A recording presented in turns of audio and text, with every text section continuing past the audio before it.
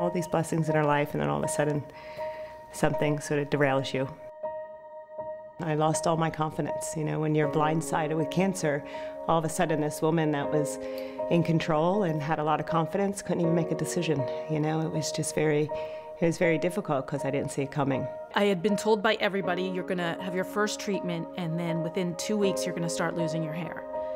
And I thought, well, if I don't wash my hair, I don't brush it, it won't come out. I went into the mirror and just decided to brush it out. It was a relief. Like, okay, if this is my biggest fear, was being bald, I was like, okay, it's done. When I hear of a breast cancer survivor and she says, oh, I'm 10 years out or I'm 15 years out, that gives me a 5-year survivor hope. Okay, so it's about giving someone else hope when they see you. When I got the diagnosis of breast cancer and realized that I was going to have chemotherapy, knowing what was ahead of me with 4 kids, I pretty much fell apart. It was hell for about a year.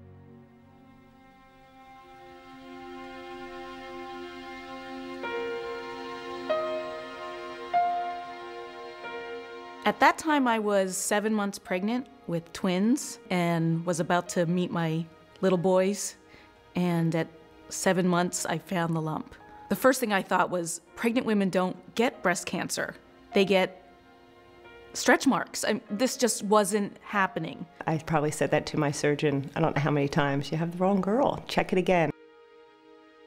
My mom had passed away, and it was a very difficult time for our family, and I was taking care of her with my dad for the past 10 months.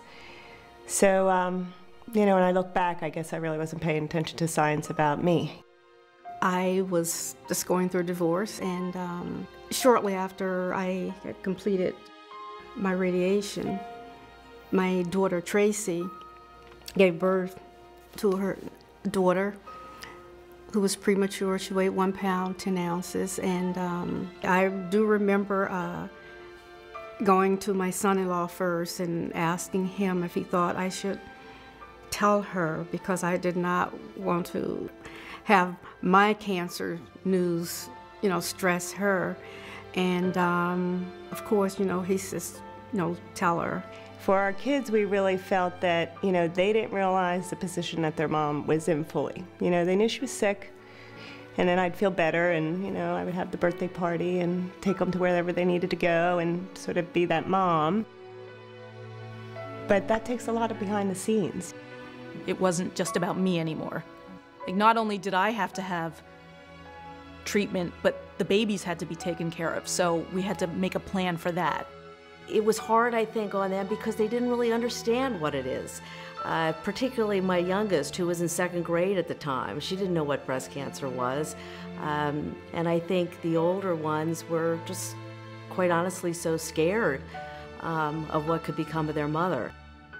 So I thought I was clear and that I had dodged a bullet and that I was gonna just, the only thing I had to do was wait for my hair to grow back. And I was telling everybody how great I felt. I was gonna start going on J-date and try to find, you know, a nice Jewish boy. And when I got home that day, I had this sensation, my arm just started shaking uncontrollably. And I thought, oh, it must be part of the lymph node removal. I did not know that there was a blood-brain barrier, that chemo didn't get to the brain. So this was just, you know, all over again, like, oh my God, I have cancer again. My family support was huge. At that time, you know, you're trying to get yourself fully restored, and I look at my husband and I see what Chip had to do to keep those kids really in the best place they could possibly be. I live alone. I have my daughter, Kelly. She read up and went on the internet to get every bit of information that she could. She's my youngest daughter. And there's my oldest daughter, Tracy. My children's father was there, you know, for support also. Every time my phone rang, and if it was someone calling just to say, hi, how are you feeling, it meant the world to me.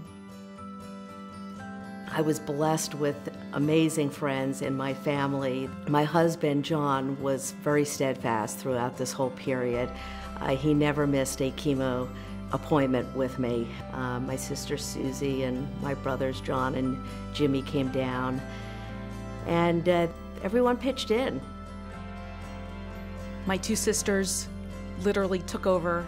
My father and my brothers were at every single doctor's appointment. My mother just would not cry in front of me, even though I knew that she just wanted to every minute. And they just took over. One night I was just laying there in bed. It was about 10 or 10:30, it was late. And I called that survivor hotline. I left a message. And in a matter of minutes, I got a return call. And anyway, I felt 150% better, hung up the phone, and I went right to sleep. So that was living beyond breast cancer. What I wanted to see is, obviously, I wanted to see somebody my age with young kids that was 5 years out, 10 years out, you know, somebody who was fully healed, and how did they get there? And when I would go on the site, I would see all these programs and see all these conferences, and I would see things that aligned with my thinking. So that really connected me to this organization to get information. A couple of years after my diagnosis, I wanted to get some literature on doing volunteer work. I spoke directly with Lisa Black, and we just clicked right then and there, and she gave me my first assignment right there. When I lived in Virginia, I was a teacher, and I thought, well, maybe there's a way that I can kind of combine my teaching with the education aspect of the organization. So that's when I went to Jean. And now very happy in the position I'm in, which is managing all those volunteers who, to me, are the great ambassadors of our organization. I coach gymnastics. I've been coaching for 23 years now. So the Pink Invitational Gymnasts Unite is a gymnastics competition where we have now 1,600 athletes, and they're there to support women with breast cancer. Our first time out, we raised $65,000, and we donated that to LBBC. I speak on my breast cancer journey, my diagnosis. I speak on what helped to get me through my treatments. I do little things like if you walk by and you want a pen, I do say, when you get your pen, now you gotta tell me when you had your mammogram.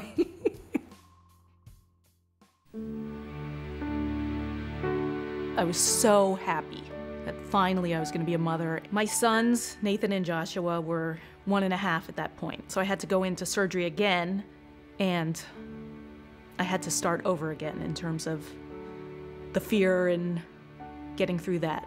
But my family just would talk me through all of these fears, and I'm so thankful.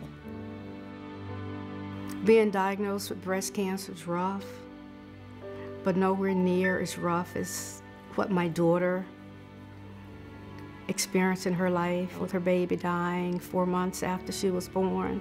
So that also helped me to put what I was going through or had gone through in my life in a proper perspective. My daughter Corinne is 13, and she competed in our first Pink Invitational, and that was a beautiful moment for me. Seeing all these girls, 1,200 girls, all in a pink Leo, and knowing that they are getting empowered as these young, philanthropists of the future and compete in a sport that they love, but they're also giving back. That was a beautiful moment. That Corinne and Taylor and Evan were very, proud. I remember when I was diagnosed 10 years ago and thinking back then with my kids so young, wow, I want to see them graduate middle school, or I want to see them graduate high school. Then my goal became to see everyone graduate college. Hey, it looks like I'm gonna make it.